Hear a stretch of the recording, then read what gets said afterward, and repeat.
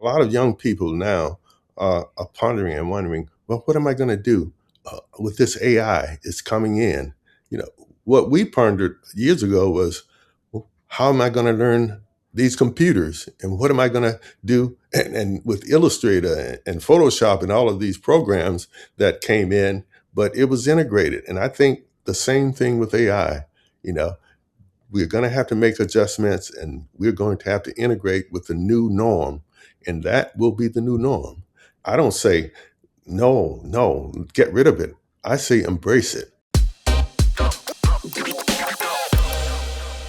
Welcome to OGs and Aunties, where we spotlight iconic advertising creatives in their second act, proving that creativity doesn't come with an expiration date. I'm your host, Louis Williams.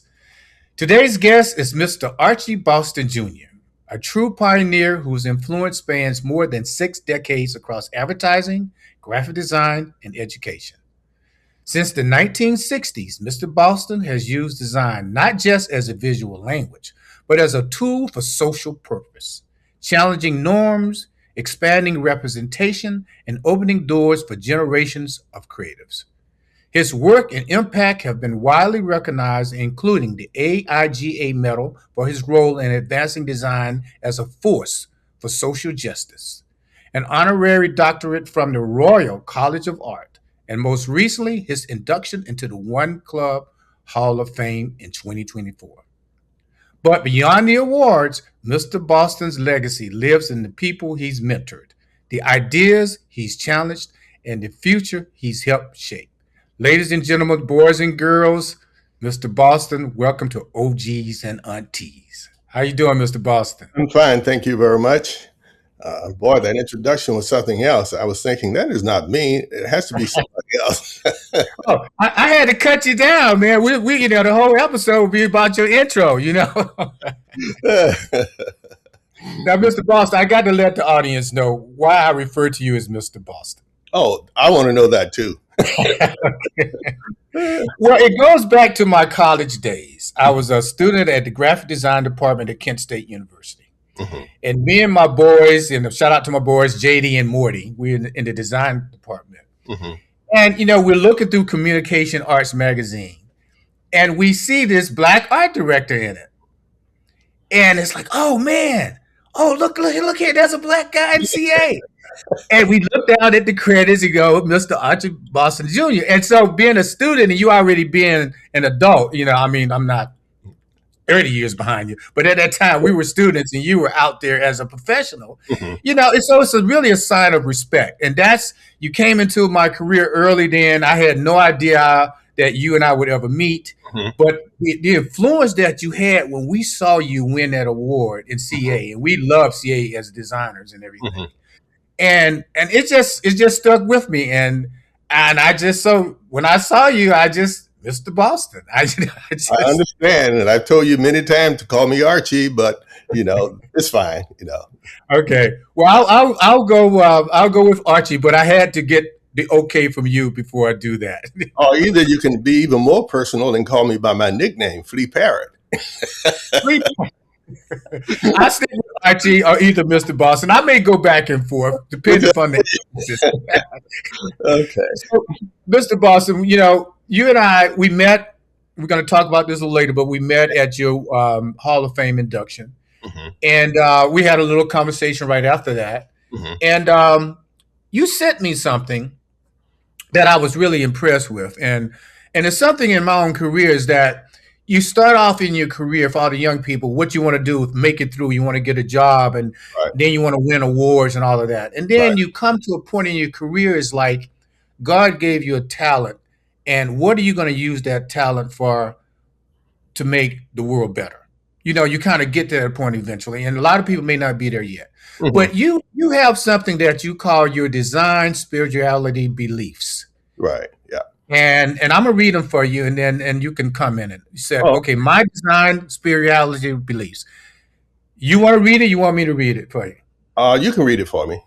Okay. Number one, you say, I believe I am a spiritual graphic designer. I believe my intuition is my spirituality. I believe God is my design director, not humankind. I believe God gave to me a talent to share with everyone who is interested in my conviction. I believe we should embrace design spirituality as part of our design philosophy. I believe we should love, glorify, and respect design spirituality and not disregard it. Why did you do that? I mean, you talk to us about that. Well, after I retired from teaching, I had a lot of time. So I was starting to think about, what's going on. My life is changing. But after seeing what has been happening over the past 15 years and how the profession has changed so much, I thought, what has brought me to where I am? And what brought me to where I am is trusting in God. And I know, get ready for church because I'm going to tell you, God brought me to this point. I believe God has me here to talk to you about what's happening in your profession. You might believe me or not, I don't care, but I'm a messenger and I'm going to tell you what I think. I believe that God is in charge. And if you believe that, I think you'll be okay because the things that we're going through now with AI and all of this other stuff, you have to believe in something. I believe that we need to take stock. And one of my former students, David Miyabi, is talking on Facebook and on LinkedIn about his experience and what he's going through. And I watch him like a hawk because some of the things that he's saying is very important. He's looking into himself. When I thought about design spirituality, I thought about myself. I thought about what brought me to this point. And I believe what brought me here is my intuition. My intuition tells me what is right, it tells me what is wrong. My intuition is part of my imagination. My ideas, my thinking comes from what I believe and what I feel. And sometimes when things don't feel right, I don't do it. But if it Mm-hmm. feels and I can analyze it and decide, okay, let me try this, let me try that. Okay, I believe in this and I'm going to do it come hell or high water. And you just stick to that idea. Okay. Okay. It's yeah. Again, it's like a lot of young people may not be there yet, but there's a higher order. Because when I look at my career, and I feel proud about Super Bowl commercials and you selling hamburgers and cars and things like that. But some of the work that you've done, that I've done, that sort of had an impact on society is some of the work I'm most proud of. Right. Yeah. Now, Mr. Boston, there's a quote in your book, and you said, "To survive the streets, I had to be tough. But I kept the gentle, tender aspect of my emotions deep inside, expressing it only in my art." Well, when I grew up, it was in St. Petersburg, Florida. I had five brothers and sisters, and we lived in an area. In fact, I referred to my book, The Fly and the Buttermilk. When we lived in our area, it was a very small area. It was a dirt road. We had a colored section, and you couldn't venture out of that section. If you did, you better get back there before night because if you're wandering around at night, they'll stop you and if they stop you, you might be arrested for trumped up charges or anything. So we were taught to stay in our place. And that's what I did. But inside, I just felt like, why are they doing this to us? What did we do to merit this kind of treatment? Even though that was deep inside, I thought if I ever got into a position where I can speak out about the injustice, I will do it, but I will wait until the time is favorable. And back then, it wasn't favorable. In fact, it wasn't favorable until later in my career when I became a professor and received tenure. And then with tenure, I can say what I wanted to without being fired. But that was then, not now.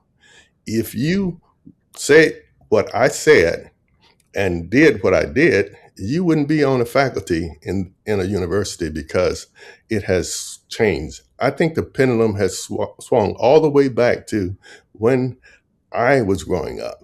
They want to move the minorities out and make it a lily white country. And it's not going to happen. Not on my watch. And my watch might be maybe about 17 and a half more years.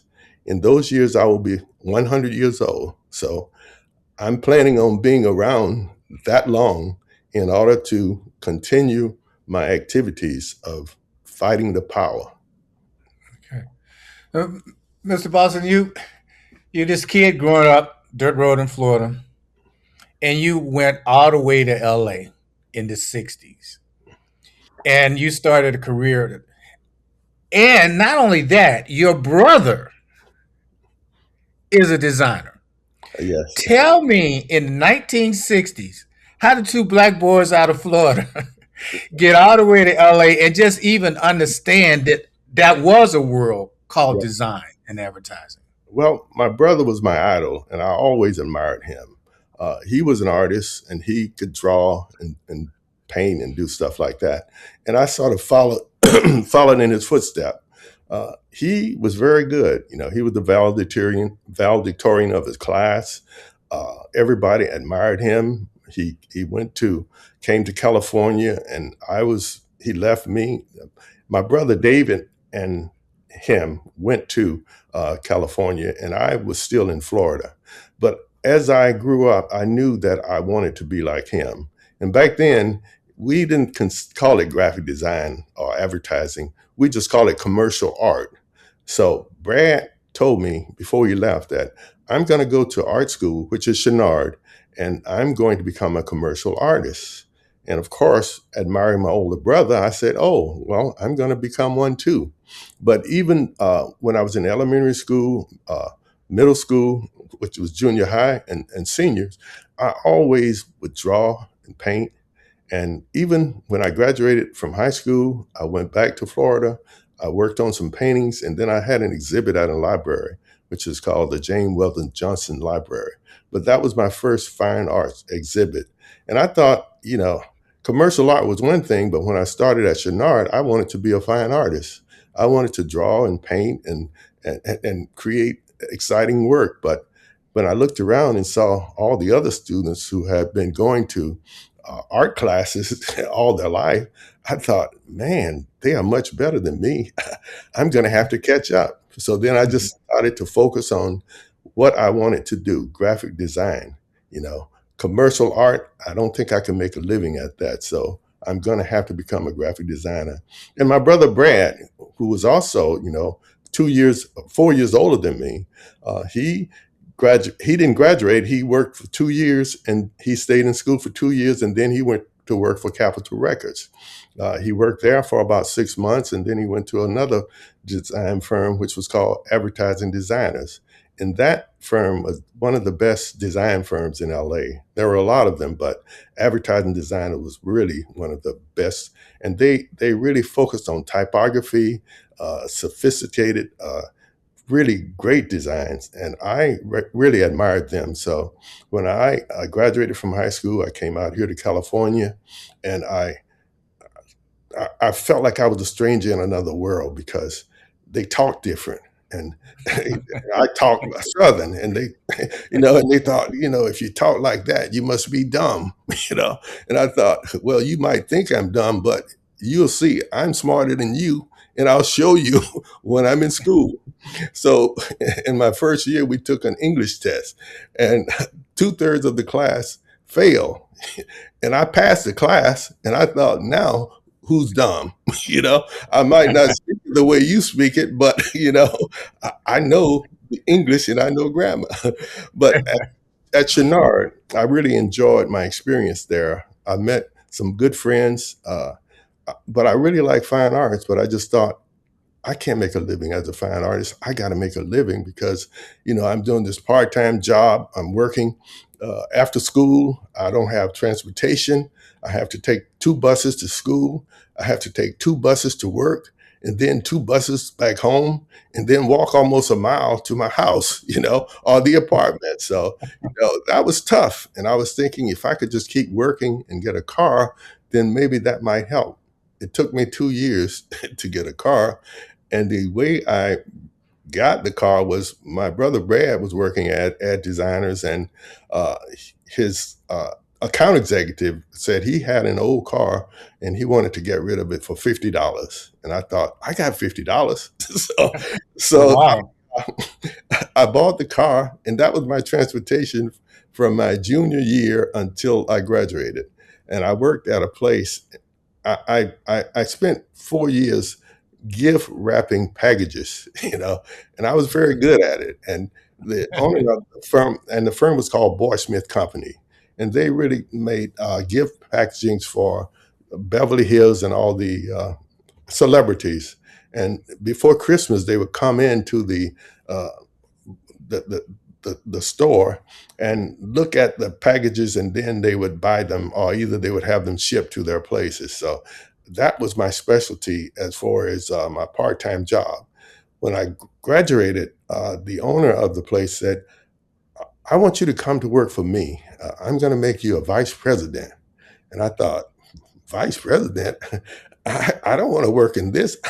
I want to be a graphic designer, goodbye. He said, you're going to miss a great opportunity. I said, well, I might, but I didn't go to school to be a gift wrapping supervisor. I'm going to go out in advertising, and I'm going to make a name for myself. That you did, sir. Yeah. So, Chenard now is it the Institute or is it the California Institute of Art Right, or CalArts. Cal Arts? It's not the Cal Arts now. Right, Um, I was reading. Did Walt Disney have something to do with that school? Did was right. he involved with Walt Disney? I think a lot of Chenard was a feeder school to the Disney Studios, and Oh, a okay. lot of the graduates who were illustrators went on to uh, Disney.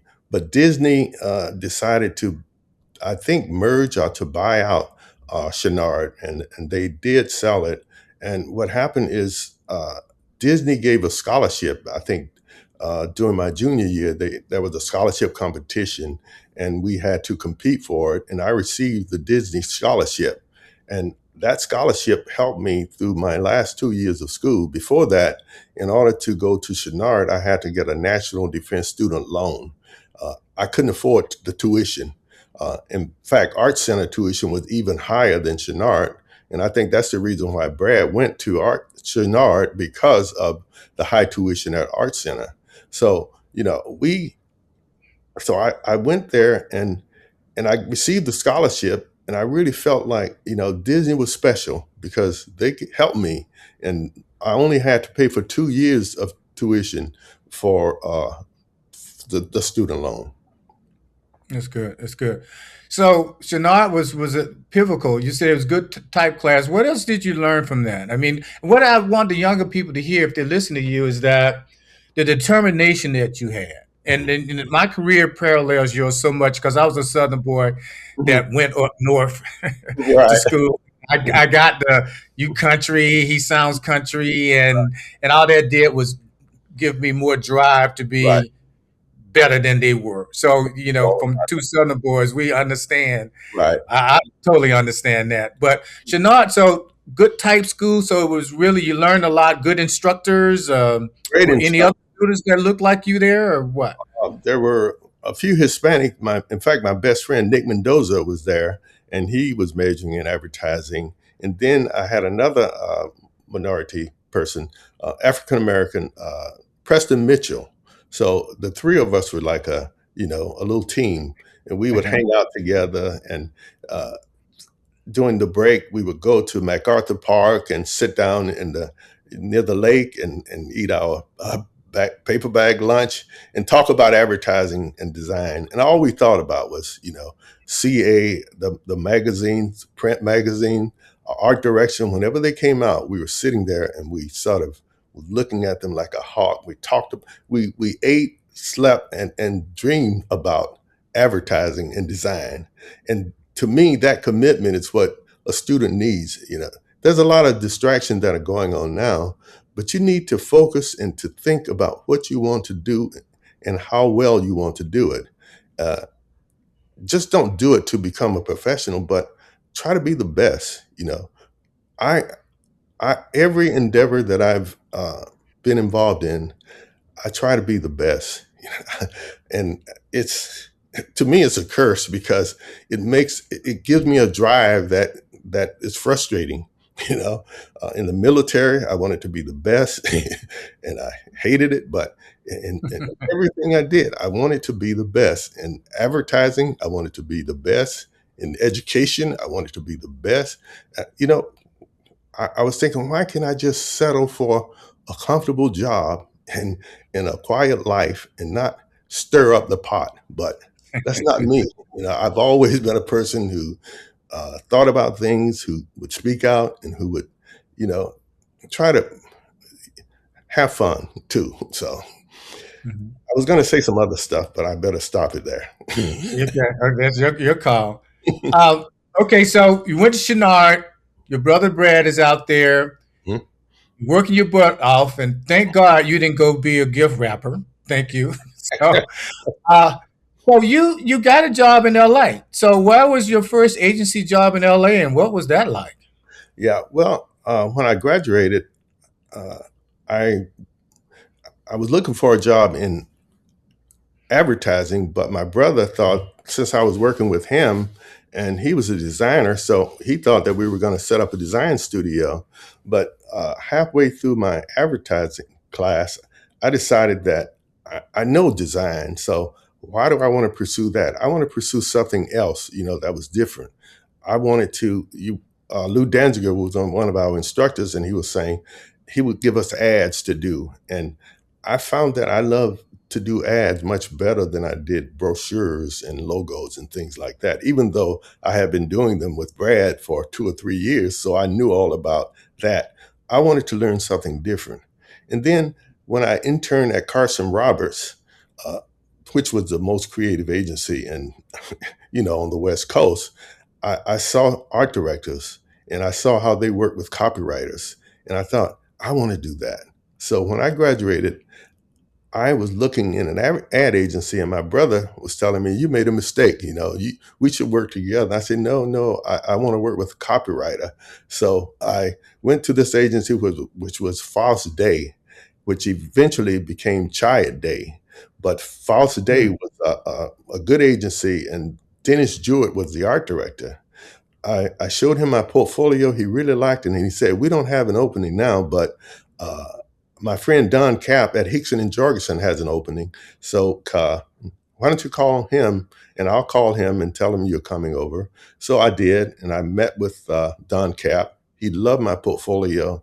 He recommended me to his supervisor, Lynn Pilley, and Lynn Pilley liked my work, and he said, "Oh, I want to hire you." And I thought, he's going to hire me right out of school. I didn't have a car. He said, he said, and we're going to pay you $450 a month. And I'm thinking, $450 a month? Wow. I was making 35 cents an hour wrapping packages. And now I'm going to make $450 a month. My God, I'm going to be able to save a lot of money. So I was hired at Hickson and Jorgensen, and I worked there for 3 weeks. But before that, a lot of things were going on in Vietnam. They had the Vietnam War, and I received the notice that I was going to be called to active duty. And I thought, oh my God, I'm just starting in my profession, the profession I love, and now they're going to take me for 6 months on active duty away from advertising. So my brother Brad, who had joined the Army Reserve, he said, "Archie, why don't you join the National Guard?" So I was assigned to a unit in LA. That was in 1965. And I became the company clerk because I could type, and I really enjoyed it because I when we went to summer camp, I didn't have to go to any formations or anything. All I had to do was type letters, and then if the company commander needed coffee, I would make his coffee and give him his coffee. And when we go to summer camp, I was his driver, so I would drive him around wherever he went. But it was a great job, and I really enjoyed the job. But I met an African American guy, Garfield Finley, and he was a lieutenant. And he told me, "Archie, there's an opening in the the, the battalion newspaper, and it's for a photo officer." And I said, "Oh yeah, I took photographs." And he said, "Why don't you go to officer candidate school to And when you get a commission, you'll be the photo officer there. And I thought, well, what does it entail? He said, well, 1 weekend a month for uh, a year, and then 2 weeks at the end, and then you can get a commission. So I said, oh, that sounds interesting. So I was working at the agency, and I was going to these meetings in the National Guard. But in 1965, when we were going up to, uh, I think, Camp Roberts, uh, the Watts riot broke out. And when the Watts riot broke out, we got up to the gate, and I was riding in the back of the truck, and the company commander said, we got to go right back. So thought I would be sitting with him, in the front. He said, no, you got to get back in the cab, And then another officer came and sat with him. So I was riding in the back of the cab coming back to LA during the Watts riot, when people were shooting all over the place. And I'm sitting there in the back of the truck with my head down and my helmet on, trying to make sure that I wouldn't get shot at. So we finally came back to the our 40th Armored Division on over near USC, and I stayed there. And then the troops came back, and then there was so much going on in the city until there was just pandemonium, shooting all over the place, fires, and all of this. And I was glad I was a company clerk because I didn't have to go out. But when I saw the soldiers and how eager they were to go out and shoot a nigger, you know, that just pissed me off. I they had to restrain some of the troops because they just wanted to go out and kill somebody. And I was there, Wow. Wow. on my unit, So I just decided, I don't, I got to get out of here. So I signed up for the officer candidate school. Hmm. Now, interesting for listeners to you, you have you've had, even at a young age, a wealth of so much experience, right? So you was a fine artist, you're a gift rapper. I just threw that in there. A photographer, Mhm. and this and your photography instincts that you got from school. You use those, that talent, to make you extra money Right. and it got you a little. So you had a lot of wealth of life experiences that could be wrapped up and used in your creativity when it comes to doing ads and stuff. Really, you know what I mean? When you think about that. Absolutely, absolutely. Well, because I use my teaching method, I learned from the technique of military instruction. In the Army, they taught you step by step how to teach a class. It was really very rigid, but I felt like, okay, I had to learn it because I was training to become an officer to teach troops. So I think that technique also helped me when I moved over to academia, because the teaching method in academia were good, and each person had their own style, and I developed my style over a period of years. And by the time that I was hired at Cal State Long Beach, I knew exactly what I wanted to do. I knew how I wanted to approach my classes, and I did that. Little did you know at that time that was preparing you, Mhm. you know what I Right, mean, for something that was going to happen to you in the future. And right. that's when you talked about sometimes there's a higher Absolutely. You know, something bigger than us going on, but that was putting you in a position to be the successful. And we're going to talk about your academic yeah. career a little later, but It's almost like everything I've done was sort of a stepstone to the next step. And it's almost hmm like, from here to there, to there, to there. And a lot of young people now are pondering and wondering, well, what am I going to do with this AI? It's coming in. You know, what we pondered years ago was, well, how am I going to learn these computers? And what am I going to do? And with Illustrator and Photoshop and all of these programs that came in, but it was integrated. And I think the same thing with AI. You know, we're going to have to make adjustments, and we're going to have to integrate with the new norm, and that will be the new norm. I don't say no, no, get rid of it. I say embrace it and use it to your ability. And don't Mhm. trust in that, but trust in yourself, trust in your intuition, you know, trust in your imagination, trust in yourself, and believe that you can do whatever you want to do if you just pray. Hmm. And And then if you those life experiences give you a point of view and a reference right, that you can utilize along with this technology, and then you make it uniquely as yours right, because it's a tool and everybody has access to the same tool. What's going to be different is right, what life experiences you're going to bring to mhm, put behind the tool that everyone else has. right, You right. know, see Mhm. that. So you in advertising. I was reading your book, and you were saying that you was working with a writer, and this writer, because you began to write headlines and all of this stuff, right? You're Right. creative. You're a conceptual art director. You're not just what we call a risk. Right. And Yeah. it's like your art director, you wrote some headlines or something, and this writer felt like, well, wait a minute, art director should art direct and writers should write. It's sort of like shut up and dribble in a Right. way, right? Right. That was when I went to work right out of school at Hickson and Jorgensen. They had the writers on one side, the art directors on the other side. And, Mm. the writers were sort of in a hierarchy than the art directors because they were closer to the account executives. So, the account executive would give the writers the assignment, and the writers would come to us and then tell us to, well, this is what I had in mind, just sketch it out, and then we'll send it to the client. So the writer and the account executive were very close, but we in the creative department were thinking, we don't want that. We want to make a contribution to the ideas too. And when I was in school and I saw, you know, DDB, Papa Connie Lois, and a lot of the agencies, they were doing conceptual work, and they were working as creative teams. And I thought, that is what I want to do. I want to work with a writer.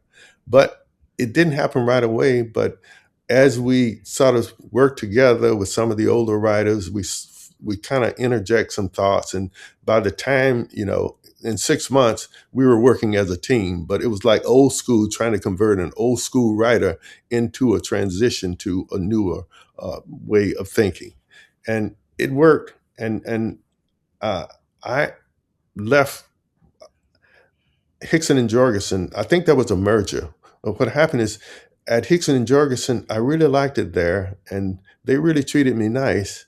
But there was a they lost a client, and after they lost a client, they cut half of the agency. And I looked around and I thought, oh, I'm still here. And I didn't feel secure. So I thought, I'm gonna go back into design and work with my brother Brad, because the name was already there, Boston and Boston. So I decided to leave the agency and go and work with Brad. And we were working uh, for 2.5 years until I became restless again and decided I wanted to go back into advertising. So, that was the end of that era. But if you want me to talk about Boston and Boston, I can go ahead and do that too. Yeah, cool. Go ahead. Go ahead. Let's talk about Boston and Boston. You started an ad agency, not an ad agency, a design firm Design with firm, your right?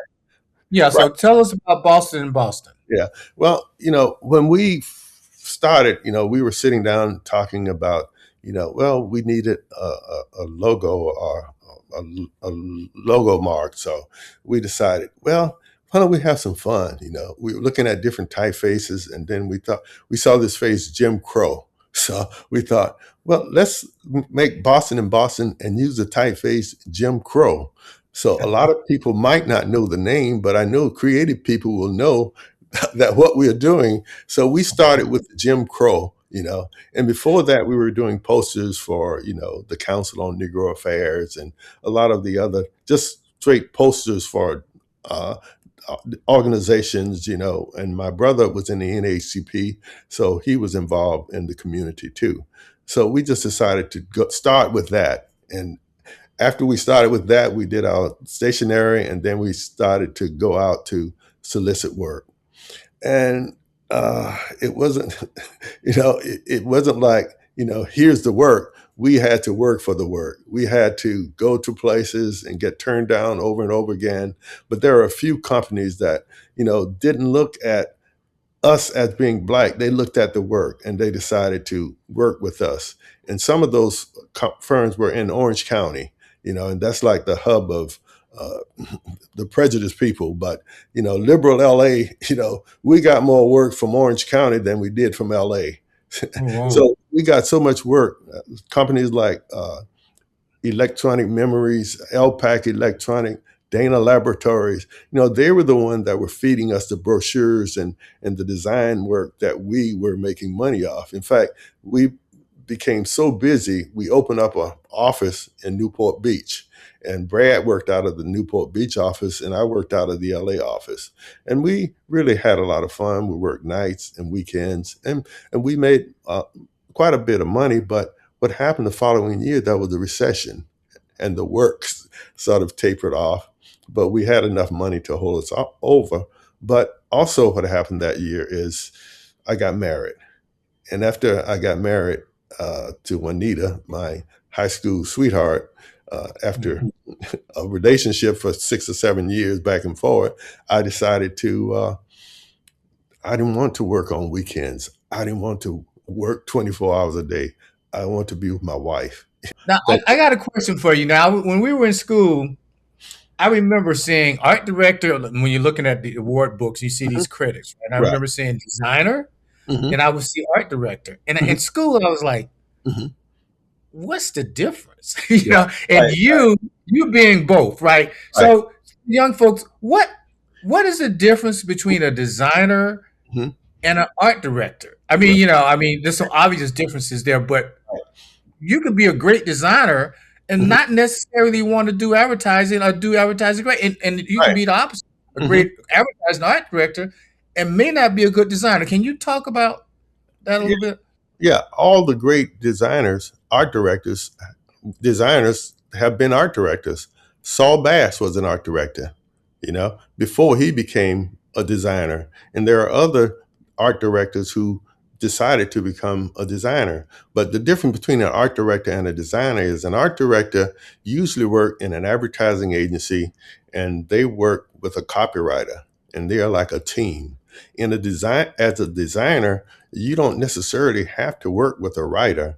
You design brochures, you design logos, corporate identity, items, uh, but collateral material is what we used to call it.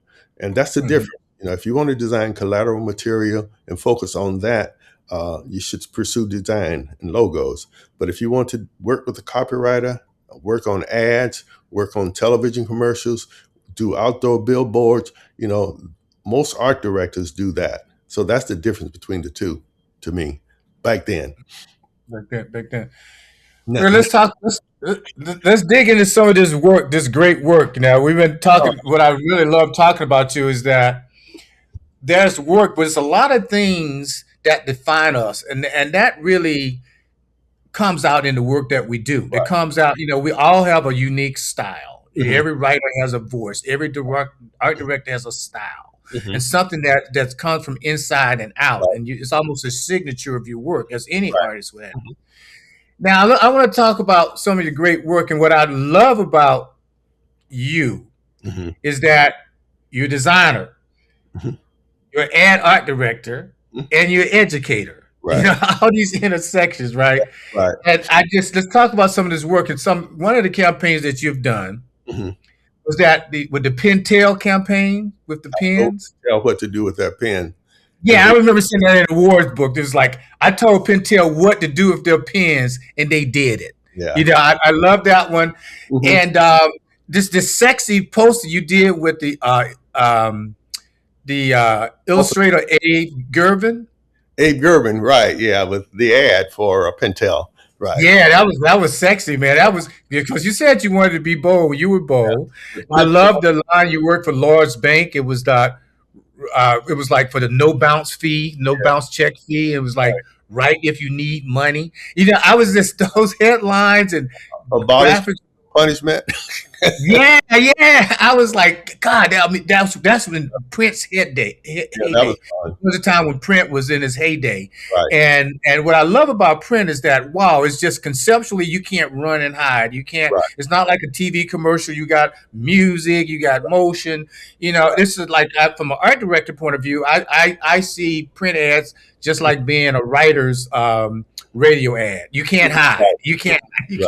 Yeah, You can't hide. it's But like I in your just love face. Yeah, go ahead, Mr. Boston. yeah. It's like in your face. Uh, Yeah. and when I designed ads, the copywriters I worked with were great. The first the first one was Dale Zaret, and then the other was Ken Burnson. And I worked with those on those ads. And, it was a team effort. We met the client. Uh, this was the first opportunity that Ken and I and Dale had the opportunity to present to a client. The client was so small, the agency really didn't want to take them because it was like writing instruments and stuff like that. And they wanted to do, media ads, that would give them a lot of, money based on the media buying. But Pentel was small. So they were saying, well, let's take on anyway, and let's give it to this creative team.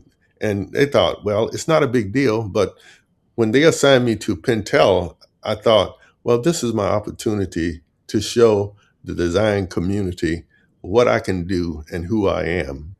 And we proceeded to do that. I Mhm. told Pentel what to do with that pen. The president was from Japan, and he was the son of the president of Pentel, uh, and he came to set up the American office. So she didn't speak English as well as expected. So he did relied a lot on us, and we thought, well, since communication art is a uh, creative people, they were cool, and we can do some things that was a little bit different. And when we did that Pentel ad, we were sat in a meeting and we talked to him. And I was telling them, well, you have these fine point pens, but you should come up with a chisel tip so you can make broad strokes. And he said, oh, really? So he went back and had them make some chisel tip pens, and he said, okay, now we're ready to advertise it. So Ken and I was sitting down and we were thinking, how can we really get attention, and how can we break through in this profession? And I thought, and I told, he said, well, maybe we can say I told Pentel what to do with this pen. And I said, and and we did it. So we came up with the concept, and then I thought, well, I want to sit at my drawing table and I want to look at the audience defiantly and say "f you," not really, but to look at the audience and stare at them and say, "I told Pentel what to do with that pen, and they did it." So we set up the photo shoot with the products and everything, and we ran the ad in CA, and I knew that we would get feedback, and we And did. that's you. Yeah, it was interesting. It's like you was in the ad. I mean, it was like you were. Yeah, I was like, "Wow, he's put himself in the ad." It's like that's cool. People who saw me in that ad were shocked. They were thinking, a black man in an ad for this product. But that was part of my strategy to get Yeah. attention. Uh-huh. Sometimes you have to use a negative to create a positive. But that was Well, one. one of the ones I remember from school is that's the one with your family where we took our kids off welfare, Oh, right. which I thought that was fantastic. Yeah. You know But what I mean? And, yeah, that one was an adoption announcement. We mhm. adopted both of our kids, Michael and Jennifer, and we went through the whole process. And at the end of the process, they said that, we're going to charge you. You got to pay us a fee. And I'm thinking, why should we pay you a fee? Yeah, we're taking these kids off welfare. We're going to be spending hundreds of thousands of dollars to raise them, and you want me to pay a fee? you know, that was my protest ad. That I Yeah, yeah, since yeah. I was in advertising as an art director, I made it an ad to reflect Yeah. my profession. but that one got into a lot of shows. But it also, told my story of the Yeah. process of how we went through. And if someone reads the copy, they would see that it might sound a certain way, but when you read it, it's a very emotional statement about Hmm. the joy of having Michael and Jennifer as our children. Yeah, well, I read the copy. It was very good. I just thought that was just so clever, so nice, and that's what I was just saying about, why you've been acknowledged for your social messaging. I mean, that Right. said something about the adoption. I Yeah. mean, that went beyond, but that's again your life experiences Right. showing up in your work, Right. and again you edgy. I mean, you Right. you embraced who you were when you like that one you did. I don't want to marry your daughter. Right. And a lot of people were upset with that too. But if you look closely at the ad and you look at the poster, it really a poster, not an ad. But if you look closely at the poster, you would see that I was pointing to my ring finger. I was saying that I'm married. You see, I don't want to marry your daughter because I'm already married.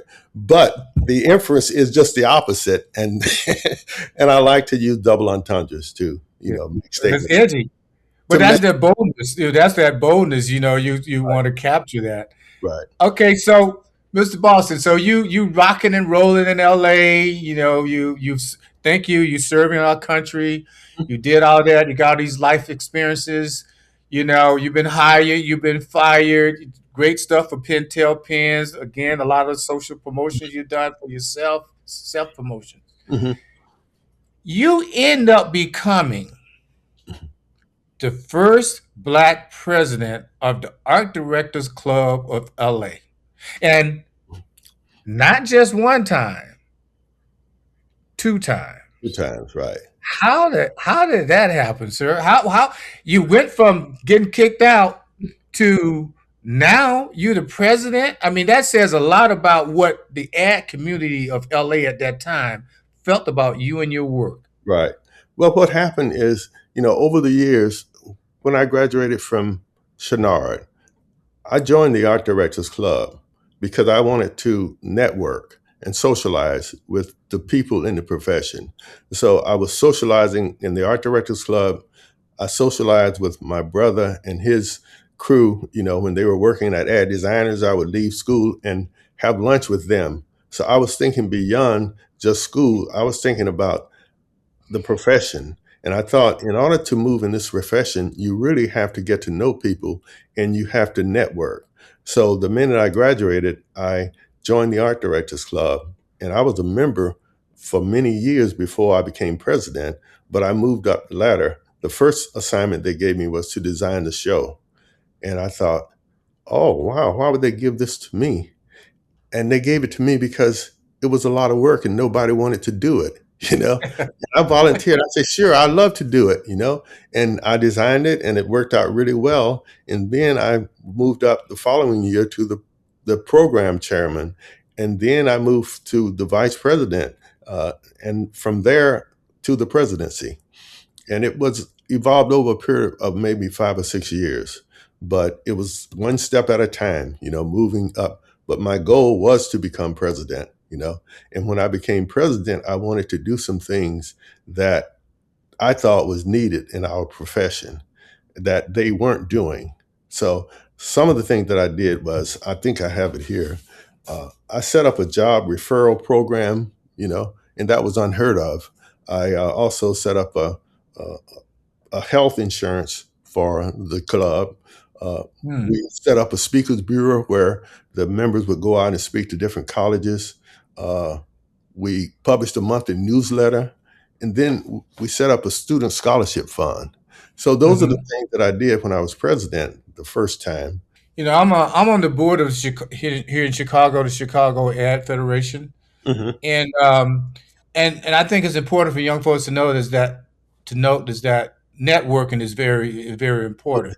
Now, like you were saying out there, membership has gone down. Hmm. Has these creative organizations like this, they seem not to be around like they once were, and I'm a little concerned about that. Hmm. Um, I don't know what's really driving that. Maybe because of the social world that we see now, we can do that. We don't have to wait on the speaker. We can go online, and I don't know whether or not technology is making the value of these organizations go away, but they're still extremely valuable Mhm. to get face to face contact. You know.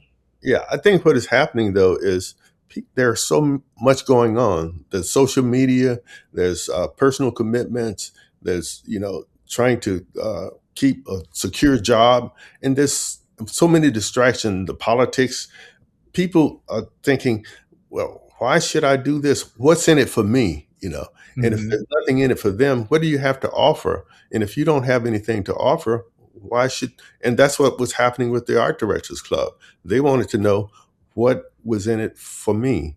What can you do for me? But the thing they don't realize is networking is very important in this profession. If you don't know anybody, you probably will have a difficult time. You just can't get in through the quality of your work. You have to know people. You have to get referrals from other people, from your teacher, from anybody, because there are so many people out there, and trust is a problem. And you would rather hire somebody who knows that person rather than you hire them and then find out that they're a flake. So Yeah, yeah, right. Exactly. you know. Exactly. Oh, okay, Mr. Boston, you've always and throughout this whole conversation, one of the things that's been weaving all the way through this is education. Mhm. And I think I remember reading you said by the young age of 40, you wanted to be out of advertising and go into education, which you Right. did. Mhm. And you went to Cal State Long Beach, Mhm. where you eventually became, Right. where you led the Department of Visual Communications program. Mhm. That's when did you say, I'm done with advertising, I'm all in. I'm Mhm. all in to Well, academia. when I graduated from Chenard, the saying was, well, if you haven't made it by the age of 40, you can either go up into management or either you're going to have to go out. So I didn't have any interest in management. My interest was to stay an art director and also to make a transition. Uh, and I didn't have education in mind at the time. The When I thought about education, it was when the agency offered to help pay tuition, you know, at a university. And I had my bachelor's degree. So USC started a master's degree program in 75, I think, 1975. So I decided to enroll in the class and get a master's degree because, uh, and I didn't want a master's degree in graphic design because I felt like I was better than all of the professors. So I decided to get a master's degree in liberal arts. So I thought, I didn't get enough liberal arts training classes when I was, in art school. So this gave me the opportunity to get to be more expansive. So I enrolled in the liberal arts program, and it was a night class. So I took one class per semester, year round, for 3 years to receive my 27 units, which gave me the opportunity to receive the master's degree in liberal arts. So after I received my degree, I saw that there was an opening for a part-time instructor at Cal State Long Beach. So I thought, oh, well, maybe I can teach part-time. So I applied for the part-time position, and the gentlemen who were over uh, the, the, the recruitment uh, contacted me and said, well, we want to offer you a full-time position. And then I thought, well, I'm making $25,000 here, and they want to offer me a full-time position, and they won't only want to pay me $18,000 a year. I thought, that's something. So I talked to my brother Brad, and he said, man, you would be crazy if you take a job like that and lose that much money. And then I was thinking, well, you know, it might be a cut in pay, but it would give me a base for my freelance. Mhm. It's so funny, man. Your career, I just been in the shadows of your career my Mhm. whole my whole career. But I Oh, was working at Leo Burnett, and I had a fellow co-worker of mine was one of your students. mhm. And we were talking about you, and he was saying what a great, you know, professor you were. Uh, and just not to make you feel old or anything, but he retired this year. so,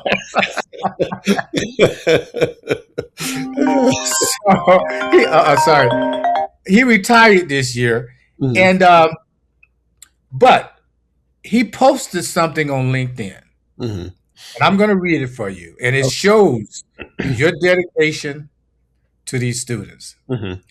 He said, I am announcing my retirement from this industry that's given me so much. Looking back, I'm overwhelmed by the extraordinary individuals who helped shape my path. It began with advertising Hall of Famer Archie Boston Jr. at Cal State Long Beach, whose mentorship set the foundation for everything that followed. That is wonderful. That is great.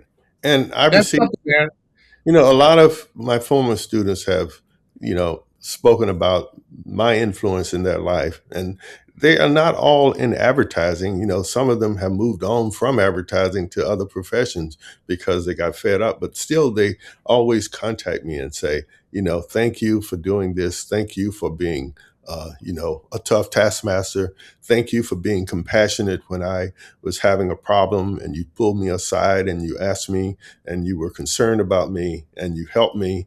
And thank you for doing that time when I couldn't do the assignment. Uh, you gave me more time, or when I did a crappy piece of work, you didn't, get on my case, but you pulled me aside and talked about it. In cases like that, I really appreciate students that give me feedback, because then, now here I am in my 80s and I still have students calling me, seeing me, asking me for advice. And I'm thinking, I've been retired since 2009, but they keep coming. And to me, this is great because I gave a lot and then I'm getting it back now, and it's such a pleasure to have them, say things like what Tony said. And there was another of my former students who worked at Leo Burnett, uh, what his name? David Toriyashima, and he was very good. And then there was another one too, Richard Crispo. Both of them worked there. And when we took our students to Chicago, they took us out to dinner, you know, to a fine restaurant. Not only the two of us, but all of our students. And they picked up the tab for the Wow. whole class because they were so happy that we came to visit the agency, and they took us out to dinner and we had a wonderful dinner. But, those were things that you didn't expect, but, it was satisfying. Another student who was working at an agency in, I think, Hong Kong, we took our students there and they did the same thing, you know, picked up the tab for the entire class because they were so happy and thankful that we educated them and they are making a good living. And those are things that, that are intangible, that really makes an old timer like me happy.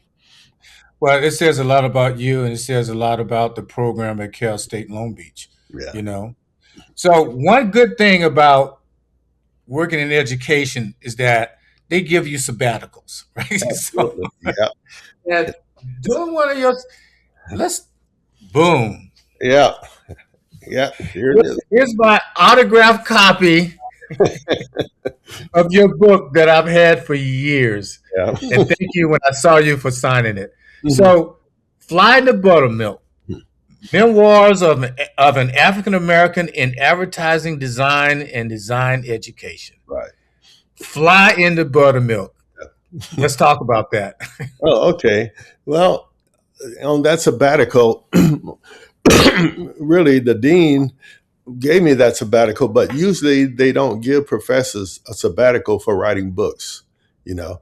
But in this case, the dean owed me because, he had a fundraiser, and I designed posters to help raise funds for the college. So when a committee will get together and they decide which proposals were the one that they would finance, and then they would send it to the dean, and the dean would send it to the president. So the dean owed me. So I submitted the book, and the dean approved it, and it went to the university, and they approved it. So that is how I got that sabbatical to write that book. But the first sabbatical I received when I did the 20 outstanding Los Angeles designers, which I know you will talk about later.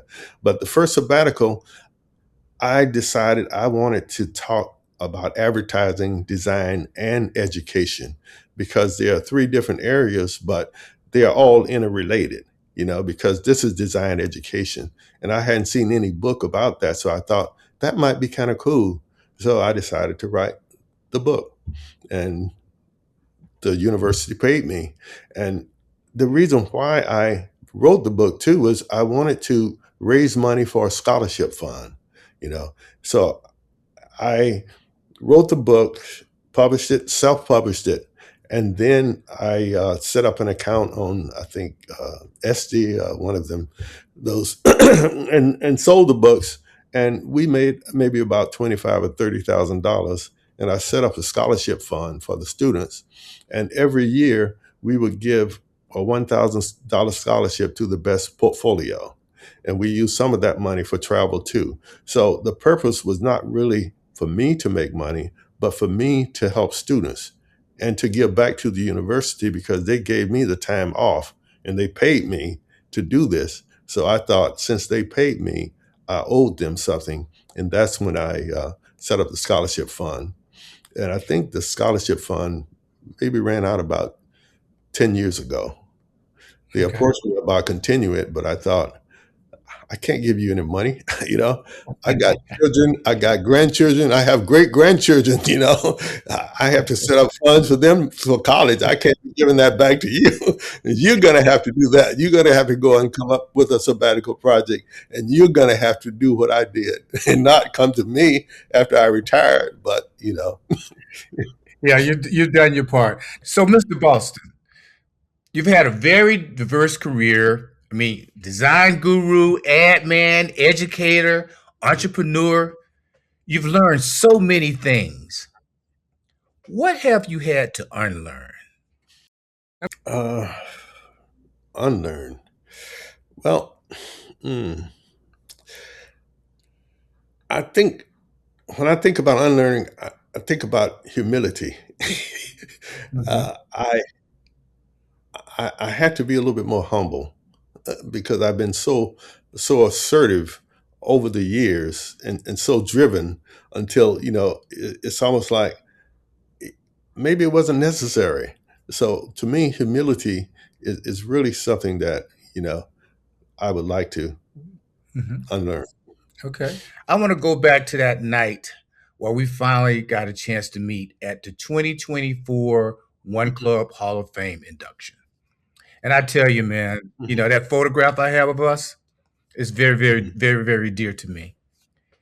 Mhm. And I remember when you went up to give your acceptance speech, Yeah. you sang the song, At Last.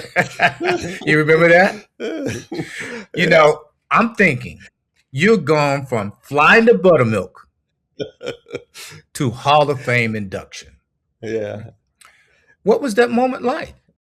It was amazing. It was overwhelming because I never expected that. It's like it came out of left field. I thought, well, I'm retired and I'm just chilling. And then all of a sudden I get this letter stating that, I've been selected. And I'm thinking, oh, shit, now I have to go to New York.